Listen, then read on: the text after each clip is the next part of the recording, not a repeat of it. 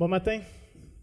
C'est vraiment une joie d'être avec vous ce matin, de nous voir réunis ensemble, de persévérer dans la foi, malgré les contraintes, malgré les difficultés, les défis. On vit toutes les périodes des fois plus difficiles, et de pouvoir continuer à rechercher la face de Dieu, c'est vraiment une grâce.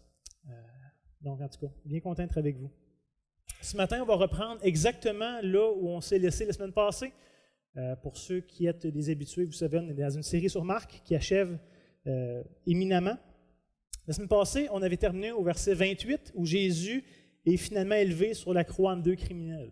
Malgré que, et je vous rappelle, il n'était aucun sans péché, sans aucune faute, sans aucune transgression. Il ne se ramasse pas condamné à cause de quelque chose qu'il a fait. Si vous avez vos Bibles, je vous encourage à tourner avec moi à Marc chapitre 15. On va terminer le chapitre ensemble ce matin. On va toucher les versets 29 à 47. Si vous vous rappelez bien, la dernière fois, j'avais conclu en disant que malgré tous les supplices, toutes les souffrances que Jésus a déjà dû affronter jusqu'à maintenant, le pire était encore à venir. Ce qui va se passer ce matin est pire que tout ce que Jésus a vécu mis ensemble. Ça n'avait rien à voir, parce que la croix, l'agonie de la croix n'avait rien à voir avec les douleurs physiques de Christ. Sinon, je vous rappelle qu'à ce point-ci, Marc écrit son évangile d'une manière à mettre les choses en contraste ou en opposition. Il veut nous faire comprendre de cette manière-là. Il y a une grande ironie dans ce que Marc nous a présenté à partir de la semaine passée. Et comme lecteur, ça devrait nous amener à réfléchir. Par exemple, le fait que Pilate présente deux prisonniers. Un seul va être libéré. On a Barabbas, le fils du Père, ce qui veut dire son nom, qui était un homme violent, un criminel reconnu. Et on a Christ, qui est le réel Fils du Père, qui a toujours fait son plaisir, qui a eu son approbation depuis le début de son ministère jusqu'à maintenant. Et finalement, on décide de condamner Christ. On a vu ensemble que Jésus était honoré par les gardes romains, vêtu de pourpre et couronné d'une couronne. Sauf qu'il était couronné d'une couronne d'épines et il a été battu, méprisé par les gardes, ce qui était totalement indigne de la royauté. Donc, on voit que Marc met des choses en opposition, en contraste. Il nous présente une forme d'ironie. Et ce matin, on va voir qu'il continue à décrire le récit de la mort de Jésus exactement de la même manière. Parce qu'il désire nous amener à réfléchir à l'identité et à l'œuvre de ce fameux Jésus qui est en train de mourir, d'agoniser sur une croix romaine. Et comme lecteur, ça devrait nous percuter, nous amener à poser des questions. Est-ce que c'est possible que l'homme qui soit en train de souffrir la mort la plus cruelle, la plus honteuse qui existait à ce moment-là au premier siècle, est-ce que c'est possible qu'il soit réellement le Messie, le Christ, le Fils de Dieu? Ce que Marc veut qu'on croie depuis le tout début de son évangile et qu'on voit finalement crucifié. Ça devrait nous amener à poser la question, s'il a réellement fait autant de guérisons, autant de miracles qu'il disait, que Marc nous relate, chapitre après chapitre, eh bien pourquoi est-ce qu'il reste impuissant devant cette injustice-là?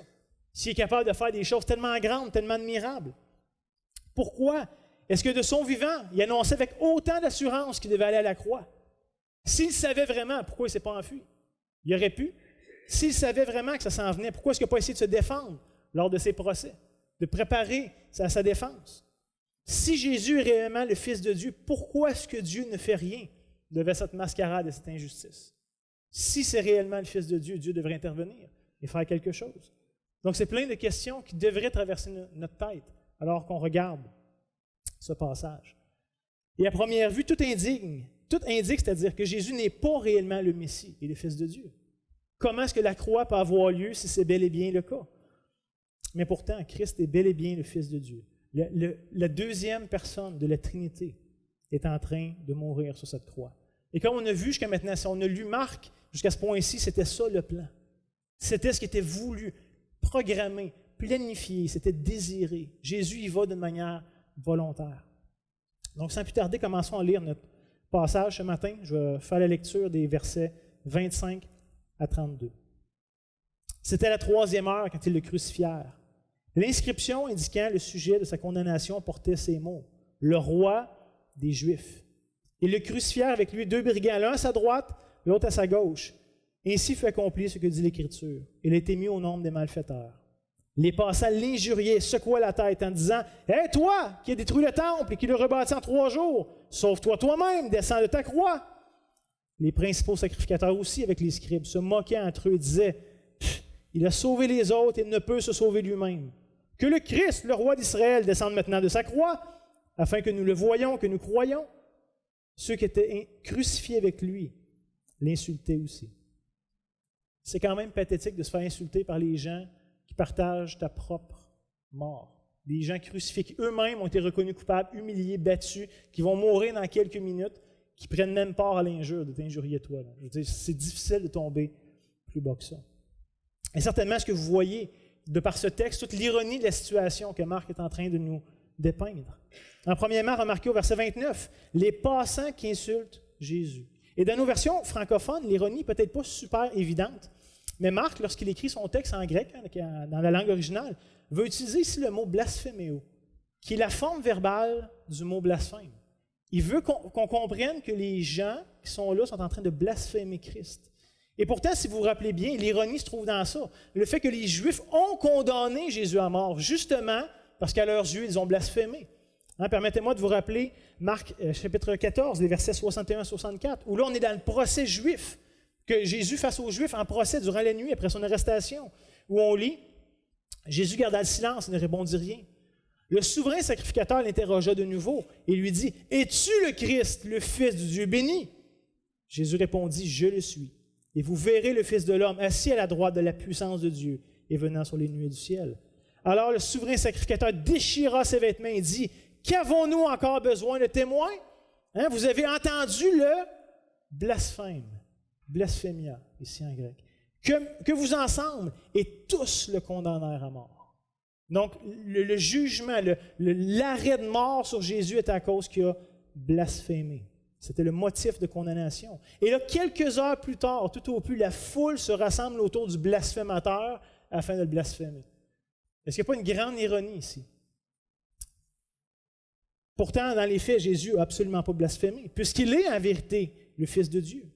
Ce qu'il dit là est vrai, et selon les faits. Sa condamnation est donc totalement injuste. Par contre, la foule qui blasphème Christ se rend réellement coupable, à la fois d'avoir mis à mort un innocent, mais aussi de blasphémer contre le Messie. Et la réalité, c'est que tous ceux qui sont là au pied de cette croix sont complètement aveuglés à ce qui est réellement en train de se passer, ils ne réalisent pas ce qu'ils font. Ça leur échappe complètement. Ils sont convaincus de faire ce qui est bien, alors qu'ils font le pire mal qui pourra avoir lieu. Mais nous, comme lecteurs, on est capables de voir clair. Marc nous donne les indices suffisants pour qu'on puisse saisir ce qui est en train de se passer. Celui qui est injustement accusé de blasphème est maintenant un objet de blasphème par ceux qui sont réellement coupables. Renversement des rôles, toute une ironie ici. Deuxièmement, les gens vont crier à Jésus « Descends de la croix ». Après tout, c'est aussi ironique de réaliser que celui qui a sauvé les autres est incapable de se sauver soi-même. Il a fait tellement des choses extraordinaires, ramener des morts à la vie et tout ça. Et là, tu ne peux pas rien faire, tu es pogné sur cette croix. Pourtant, la réalité, c'est que Jésus ne peut pas faire les deux. Et ça ici, c'est le grand dilemme qu'il devait avoir à faire. Il ne peut pas se sauver de la croix et nous sauver en même temps. Comme on va voir ce matin, notre salut est intimement lié à ce qui va se passer sur cette croix à ce moment-là. C'est un ou c'est l'autre, mais Jésus ne peut pas faire les deux. Et ça ici, c'est le grand dilemme qui est devant nous. Il est celui qui est venu, je vous rappelle, non pour être servi, mais pour servir et donner sa vie en rançon. C'était le but. Il ne pouvait pas passer à côté. Ce qu'il fallait qu'il arrive devait arriver. Et ce qui me dépasse le plus dans ce passage ici, c'est de voir l'amour et la compassion de Dieu envers sa création qui est complètement tordue. Tu as des gens à côté de lui qui osent en plus se moquer de lui alors qu'il est en train de les sauver, qui les soutient en vie pendant qu'il le blasphème et qui fait tout pour les réconcilier à Dieu. Et ils continuent à se moquer de lui à ce moment-là, ils ne comprennent pas. C'est inimaginable ce qui est en train de se passer ici. Et j'espère que ça vous fait réaliser à quel point il n'y a aucune limite à l'amour de Christ, à l'amour de Dieu. Croyez-moi, si ça avait été moi qui étais sur cette croix-là, à ce moment-là, ça aurait été différent. OK, se faire battre, OK, se faire accuser faussement, OK, plein de choses. Là, tu es sur la croix, tu es en train d'agoniser, tu es devant le plus grand défi de ta vie. Là, et ceux que tu essaies de sauver continuent à se moquer de toi. Moi, j'aurais dit, OK, c'est beau. On ôte les clous, ça s'arrête là. Je vous ai donné des chances, là. J'ai été patient, je vous ai enseigné, j'ai fait des miracles, j'ai donné des preuves, j'ai tout fait, là. Puis là, quand même, vous ne comprenez pas. Moi, ça aurait fini là, il n'y aurait pas eu plus que ça. Et finalement, on voit les principaux sacrificateurs qui en ajoutent, en disant, et en se moquant aussi de Jésus, ils vont dire, descends de la croix et on va croire que tu es réellement le roi d'Israël. Tout un défi, hein? Mais c'est justement parce qu'il est le roi d'Israël que Jésus se retrouve sur cette croix. Il est le roi qui vient sauver son peuple, racheter son peuple de ses péchés. Et de toute manière, le défi est un peu caduque, puisque j'aimerais vous suggérer que le cœur humain est tellement dur. Hein, ça a été dit ce matin, tellement opposé à Dieu, tellement incapable d'apprécier qui est Dieu, ce qu'il est en train de faire, que malgré tous les miracles que Jésus aurait pu faire, on l'aurait rejeté quand même. Jésus serait descendu de la croix à ce moment-là, puis les principaux sacrificateurs auraient trouvé une raison de ne pas croire en lui. Pensez-y, Jésus, dans son ministère, en quelques années seulement, a fait des centaines de guérisons extraordinaires, inexplicables. On ne parle pas juste de deux, trois petites affaires d'améliorer la condition. On parle de ressusciter des morts. On parle d'ôter la lèpre. On parle de choses qui sont impensables, qui sont impossibles. Il a chassé un nombre incalculable de démons qui le reconnaissaient comme le Messie. Nous savons qui tu es le Saint d'Israël. Et là, les démons partaient. Jésus a fait des dizaines de miracles impossibles, multiplier des pains, calmer une tempête. Il a fait des choses qu'un être humain normal ne peut pas faire, c'est impossible. Mais la vérité, c'est que le cœur humain est tellement dur, on ne veut tellement rien savoir du vrai Dieu, que même quand il se présente à nous, on ne veut rien savoir. Les principaux sacrificateurs ont eu des centaines de démonstrations, de preuves pour croire en Jésus, et ils ont quand même dit « crucifie-le ». On ne veut rien avoir à faire avec lui, ni de près ni de loin. Et la démonstration ultime de cette réalité-là, c'est que malgré la résurrection de Christ, ces mêmes personnes vont s'opposer à son message et à ses disciples. Malgré qu'ils l'ont vu mourir, ils savent qu'il est mort, il revient à la vie, et ils s'y opposent quand même. La réalité, c'est que ça ne prendrait pas plus de signes, plus d'autorité, plus de puissance pour nous transformer. Notre cœur, à moins d'être illuminé par Dieu, est irrémédiablement perdu. Il n'y a rien que vous et moi, on peut être témoin d'eux, qui va nous amener naturellement à aimer Christ et à se donner à lui. On est profondément incrédule, profondément en rébellion contre notre Créateur. Et si vous êtes capable d'apprécier Christ ce matin, ce n'est pas parce que vous êtes tellement intelligent et que vous êtes tellement bien compris, c'est parce que Dieu s'est révélé à vous. Si ce matin tu ne crois pas en Christ, ce n'est pas parce que tu n'as pas des bonnes raisons de le faire. Je vous suggère qu'il y a des évidences tellement fortes, un paquet d'évidences qui devraient vous amener à Christ. Si tu ne crois pas en Christ ce matin, c'est parce que tu ne veux pas le faire. Tu aimes les ténèbres et tu rejettes la lumière. C'est le témoignage des Écritures contre toi. Et puisque c'est le cas, crie à Dieu, demande de te révéler à lui, qu'il se révèle à toi, c'est-à-dire par son esprit. Parce qu'à moins que Dieu le fasse, tu vas rester perdu dans tes péchés. Pour être capable d'apprécier ce qui est en train de se passer ici, pour être capable de placer sa foi, de donner sa vie entière entre les mains d'un homme crucifié, ça prend réellement une révélation du Saint-Esprit. Par toi-même, tu ne peux pas passer de la mort à la vie. C'est impossible. Tu as besoin d'un acte extérieur qui va t'amener de passer de la mort à la vie. Et ce matin, je prie pour ceux d'entre nous, ceux d'entre vous, que Dieu intervienne dans vos vies. Si vous n'êtes pas encore en Christ, si ce n'est pas déjà clair pour vous, je prie que Dieu agisse. Et si Dieu est en train de travailler ton cœur, si parce que tu vas comprendre la croix ce matin, tu sens quelque chose, la Bible te dit ne résiste pas, ne t'endurcis pas, mais réponds par la foi. Même si tu ne comprends pas tout, même si tu as l'impression que c'est trop beau pour être vrai, ce n'est pas grave. Réponds par la foi. Maintenant, prenons le temps de regarder ici l'apogée du récit de Marc, de comprendre qu'est-ce qui rend notre salut possible. On le lit au verset 33-41. La 6e heure étant venue, il y eut des ténèbres sur toute la terre jusqu'à la 9e heure. Et à la 9e heure, Jésus cria d'une voix forte, « Eloi, Eloi, lama sabachthani » ce qui signifie « Mon Dieu, pourquoi m'as-tu abandonné? » Quelques-uns de ceux qui étaient là, l'ayant entendu dire, « Voici, il appelle Élie. » Et l'un d'eux courut remplir une éponge de vinaigre. Et l'ayant fixé un roseau, lui donna à boire, disant, « Laissez, voyons si Élie viendra le descendre. » Une espèce de curiosité malsaine. Verset 37, « Mais Jésus, ayant poussé un grand cri, expira. Le voile du temple se déchira en deux, depuis le haut jusqu'en bas.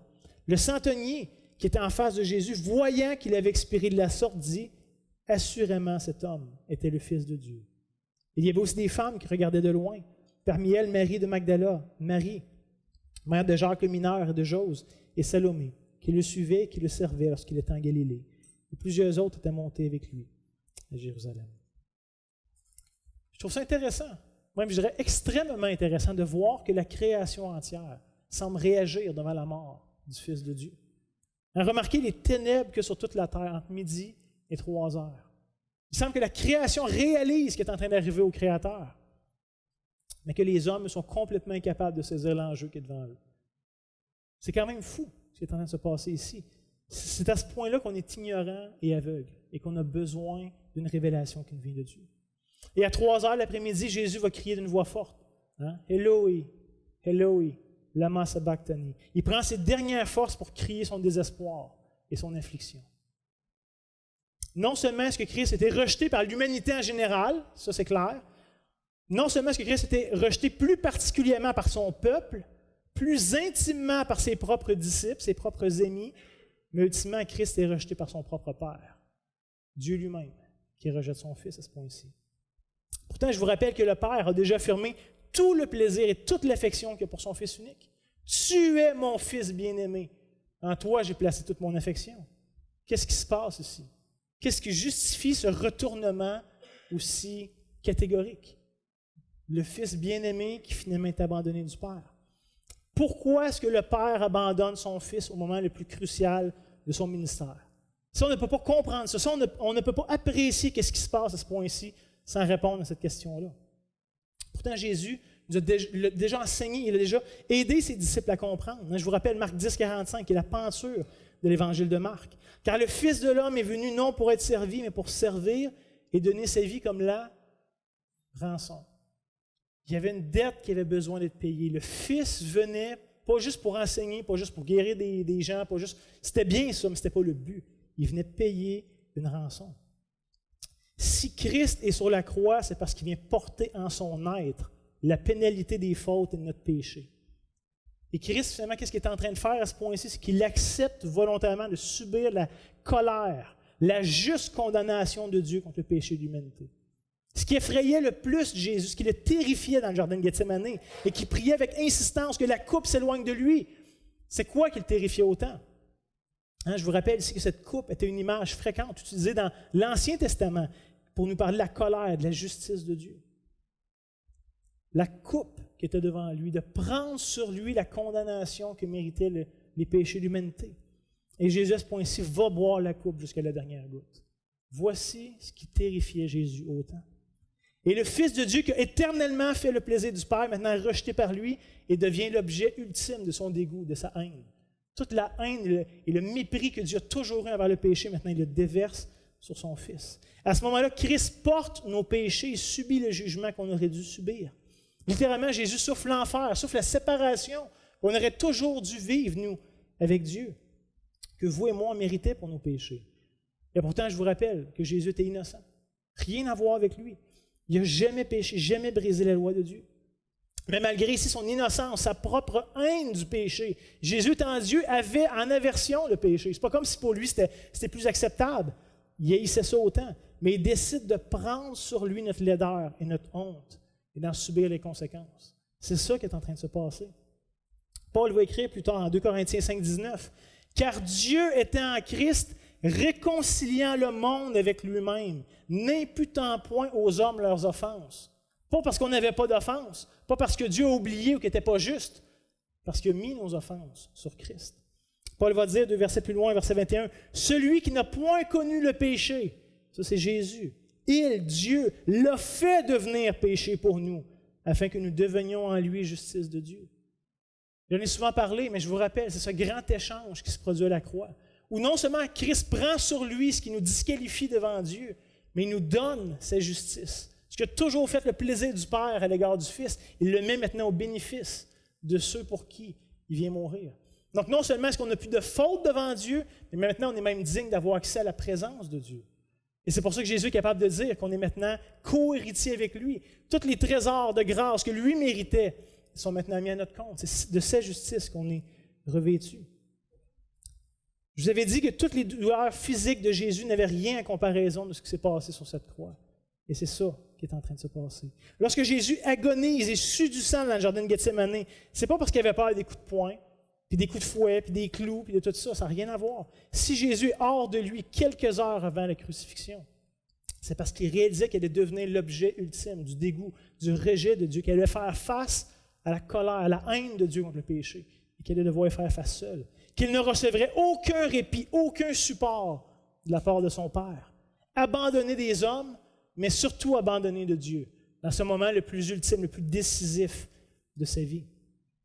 À ce point-ci, j'aimerais vous lire un dialogue fictif que John Flavel, un des puritains que j'apprécie beaucoup, a écrit lorsqu'il il s'imagine finalement la discussion que le Père et le Fils ont eue suite à la chute de l'humanité. Et donc, je vous lis, ça commence avec le Père qui dit ceci. « Mon fils, voici une compagnie de pauvres âmes misérables qui se sont complètement déchus et qui sont maintenant en proie à ma justice. Ma justice exige pour eux un paiement, une rétribution, ou sinon ma justice sera satisfaite de leur ruine éternelle. Que dois-je faire pour ces âmes? » Le Fils répond, « Ô mon Père, tel est mon amour et ma pitié pour eux. Plutôt qu'ils ne périssent éternellement, je serai responsable d'eux comme leur rançon, comme leur gage. Apportez toutes leurs dettes afin que je puisse voir ce qu'ils vous doivent. Seigneur, amène-les toutes afin qu'il n'y ait rien qui reste impayé pour eux.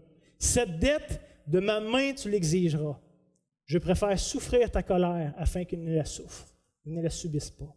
Sur moi, mon Père, sur moi, appliquez toutes leurs dettes. »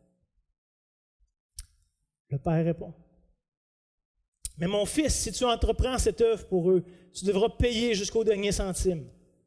Ne t'attends à aucun ménagement de ma part. Si je les épargne, je ne t'épargnerai pas. » Et le fils qui répond, « Bien, mon Père, qu'il en soit ainsi. Charge tout sur moi, car je suis capable de les décharger. Et bien que cela me coûte, je le ferai. Même si cela devait appauvrir toutes mes richesses et même vider tous mes trésors, j'entreprendrai cette œuvre en leur faveur. » On comprend que ce qui est là, c'est fictif. On n'a pas ça dans les Écritures. Mais c'est ça qui est en train de se passer. Où le Père va déverser sur le Fils sa colère. Et le Fils va payer la dette. Quelle grâce! Et c'est une grâce légale qui est faite ici. Dieu ne fait pas juste oublier. On ne repart pas le compteur à zéro. On ne fait pas comme si rien s'était passé.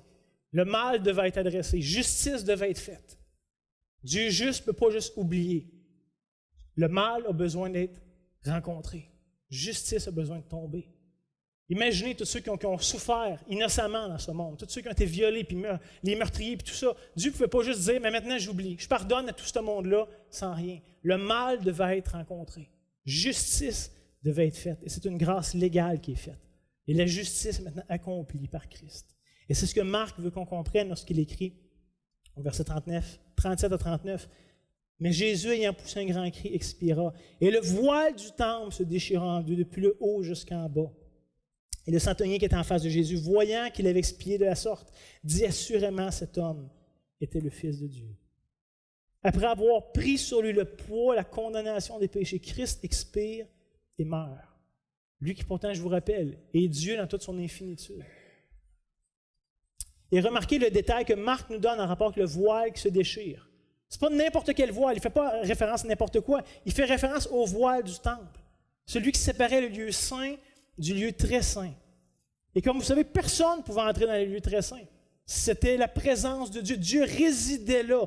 Personne n'avait accès à ça, sauf une fois par année, le souverain sacrificateur. Après s'être purifié, après avoir tout fait, rentrait, aller représenter le peuple face à Dieu quelques minutes et sortait de peur de mourir. Personne n'avait accès au lieu très saint.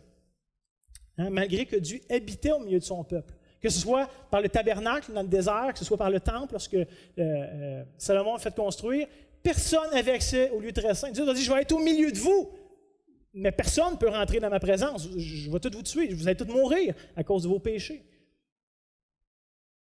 Mais Marc ici nous aide à comprendre qu'à travers l'œuvre de Christ, l'agneau de Dieu par excellence, le sacrifice par excellence, l'accès à la présence même de Dieu est désormais possible. Ce qui était impensable, inimaginable, maintenant est accessible. Et je ne pense pas que c'est un hasard que Marc nous dise que le voile se déchire de haut jusqu'en bas. Il y a tout un symbolisme dans ça. Ce n'est pas nous qui s'élevons vers Dieu, c'est Dieu qui vient vers nous.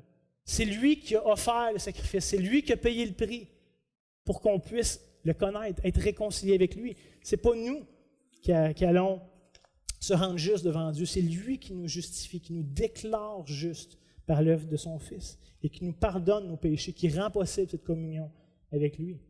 Par ce voile qui se déchire surnaturellement, Il n'y a rien qui justifie que le voile se déchire. Dieu l'a déchiré lui-même comme signe pour nous aider à comprendre. Dieu est en train de nous dire qu'il a approuvé le sacrifice de son Fils, que ça n'a pas été fait en vain, que le but est accompli, que la dette a été payée, que la communion est maintenant possible à travers son Fils. Et remarquez aussi la réaction du centenier romain, qui était responsable ici de superviser l'exécution de Jésus. Pour arriver au grade de centurion, il n'a pas juste donné son CV. Il était un soldat d'infanterie probablement normal et il a monté les échelons. Pour arriver à ce grade-là, cet homme-là a déjà vu sûrement beaucoup de gens mourir et beaucoup de gens souffrir. Que ce soit en ayant fait la guerre, en ayant lui-même tué des gens, ou comme dans le cas de Jésus, superviser des exécutions publiques. Il a vu des gens souffrir, il a vu des gens mourir. Mais de toutes les personnes qu'il a vu mourir dans sa vie, Jésus est extrêmement différent de par son attitude. Il le voit rendre son dernier souffle, et pour lui, ça devient clair, ça devient évident. Certainement, cet homme était le Fils de Dieu. Il y a quelque chose de tellement différent. Est-ce que ce n'est pas ironique ici que c'est un païen qui réalise qui est la véritable identité de Jésus? Tout son peuple, tout ce que Dieu a préparé pendant des centaines d'années à pouvoir reconnaître et accepter le Messie, sont complètement aveugles, ne voient pas, ne comprennent pas. On a un païen qui a en plus son bourreau qui réalise à la dernière seconde, attends, ce gars-là est peut-être beaucoup plus que ce que je pense qu'il était. Et qui réalise, cet homme était certainement le Fils de Dieu. Dans un sens, c'est une invitation ici pour nous comme lecteurs, de considérer qui est cet homme si différent, qui vient de mourir comme le pays des criminels. Mais pas pour sa propre faute, pas pour ses propres péchés. Si le centenier l'a reconnu, on est aussi appelé par Marc à le reconnaître. Et lisons finalement le dernier passage, le dernier péricope pour nous ce matin en Marc chapitre 15, les versets 42 à 47. Le soir étant venu, comme c'était la préparation, c'est-à-dire la veille du sabbat, arriva Joseph d'Arimathée, conseiller de distinction, qui lui-même attendait le royaume de Dieu. Il osa se rendre vers Pilate pour demander le corps de Jésus. Pilate s'étonna de ce qu'il fût mort si tôt. Il fit revenir le centenier et lui demanda s'il était mort depuis longtemps. Verset 45. S'en étant assuré par le centenier, il donna le corps à Joseph. Et Joseph, ayant acheté un linceul, descendit Jésus de la croix, l'enveloppa du linceul et le déposa dans un sépulcre taillé dans le roc. Puis il roula une pierre à l'entrée du sépulcre. Marie de Magdala et Marie, mère de Jose, regardaient où on le mettait. Beaucoup de choses à dire concernant le chapitre 15, la fin du chapitre 15. Je vais me concentrer sur 3 éléments particuliers. Premièrement, remarquez qu'on a la confirmation, la certitude de la mort de Jésus. Il n'a pas fait à semblant. Il n'a pas juste perdu connaissance sous le poids de la douleur qu'il avait. On lit dans le texte, s'en étant assuré par le centenier, il donna le corps à Joseph. Il avait déjà vu qu'il était mort, et Pilate a demandé un double check-up. Ce serait l'équivalent aujourd'hui d'avoir une validation par un médecin légiste. Là. Un centurion savait très bien si c'était mort, si c'était pas mort. Là. Il n'y avait peut-être pas tous les instruments de la médecine moderne, mais il savait quand même comment ça marchait. Et donc, Jésus est réellement mort, de la même manière que vous et moi, on va mourir un jour. Deuxièmement, on voit que les femmes qui étaient les disciples de Jésus regardaient avec attention où on a mis sa dépouille. Et donc, lorsqu'on va lire ensemble dans le chapitre 16, où il va être question du tombeau vide, n'allez pas penser que ces femmes-là se sont trompées de tombeau, qui ont oublié où il y avait mis Jésus. Puis finalement, ils ont essayé de trouver un tombeau au hasard, puis il était vide. Ce n'est pas le cas. Et elles savaient exactement, elles ont observé. Et comme vous êtes sûrement au courant, il y a des fois, il y a des choses qui nous saisissent tellement qu'on se rappelle avec précision les détails entourant ça. Si je vous demandais ce matin, vous étiez où quand vous avez appris les attentats du 11 septembre, quand les tours jumelles ont tombé? Sûrement que vous en rappelez. Vous étiez où? Vous étiez avec qui? Qui vous l'a appris? Sûrement que vous le savez. Hein? Comment est-ce que vous avez fait votre demande en mariage? Que ce soit madame, vous savez c'était où, quand, comment, vous en rappelez, ou monsieur, quand vous l'avez fait, ça ressemblait à quoi? C'était quand? Sûrement que vous vous rappelez de tous ces détails-là aussi. Il y a des choses marquantes comme ça qui nous saisissent. Marc désire donc ici avec certitude qu'on sache que les détails entourant la mort et l'ensevelissement de Jésus, étant donné que ça va jouer un rôle majeur dans ce qui s'en vient pour la suite de son récit.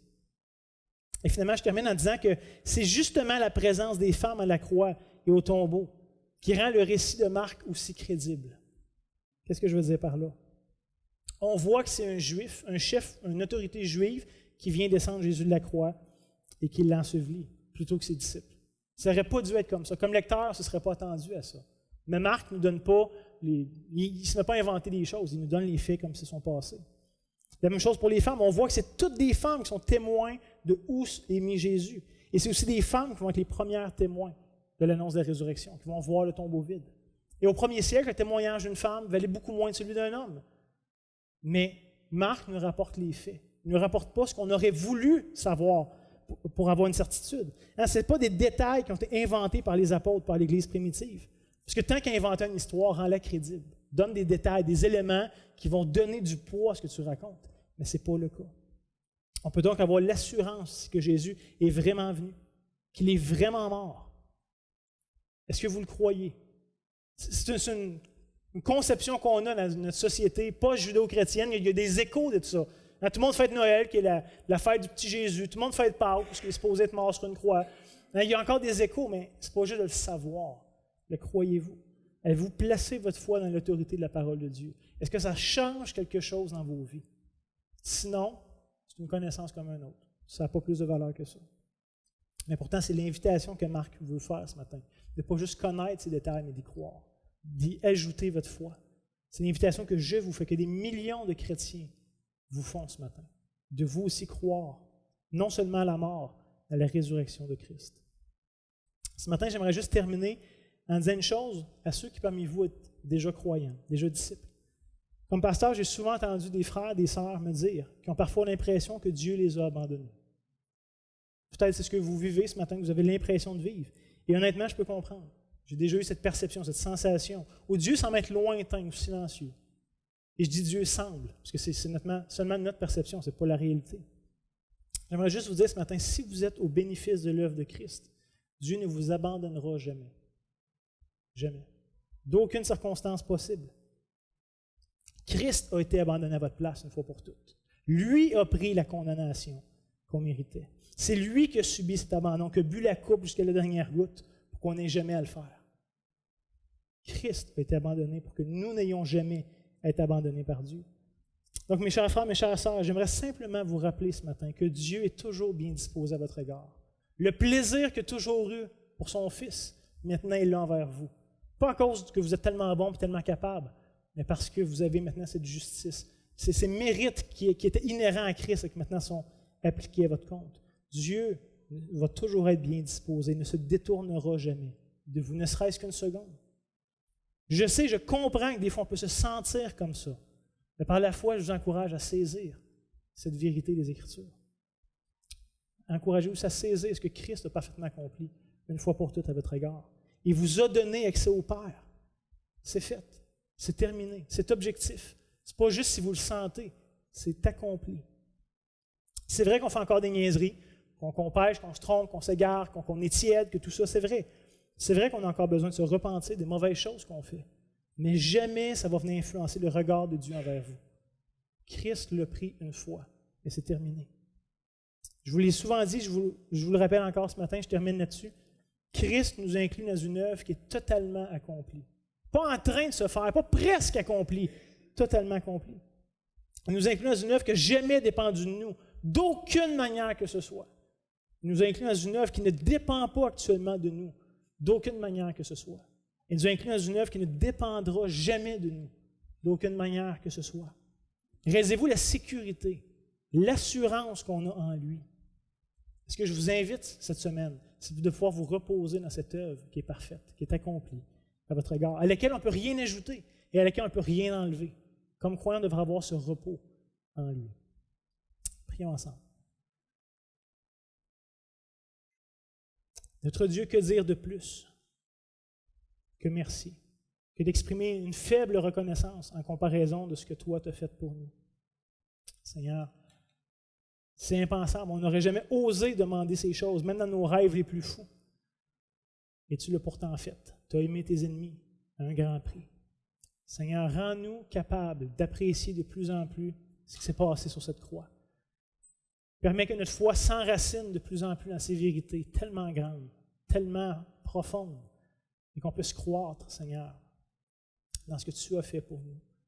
Je sais que même si on méditait pendant toute l'éternité là-dessus, on ne commencera pas à épuiser tous les trésors de ce qui s'est passé sur cette croix. Mais permets-nous, Seigneur, de toujours croître un peu plus davantage, de saisir, d'apprécier et de pouvoir vivre, de pouvoir répondre par une vie d'adoration, une vie d'obéissance, pas pour gagner quoi que ce soit, simplement pour exprimer notre reconnaissance, notre appréciation de ce que tu as fait pour nous. Donc, Seigneur Dieu, bénis ta parole, bénis ton peuple et permets-nous de jamais oublier ou diminuer ou diluer ces vérités qui sont tellement chères, qui sont au cœur de ton évangile et qu'on puisse se le rappeler régulièrement dans les moments difficiles où tu sembles être loin, Seigneur, que finalement tu es un Dieu proche de ce que tu es maintenant. Nous sommes, c'est-à-dire inclus en Christ et qu'il est en nous. Donc, merci de ce repos, de cette assurance, de cette certitude que tu nous donnes. C'est justement à son nom qu'on te rend grâce ensemble ce matin. Amen. Bonne semaine.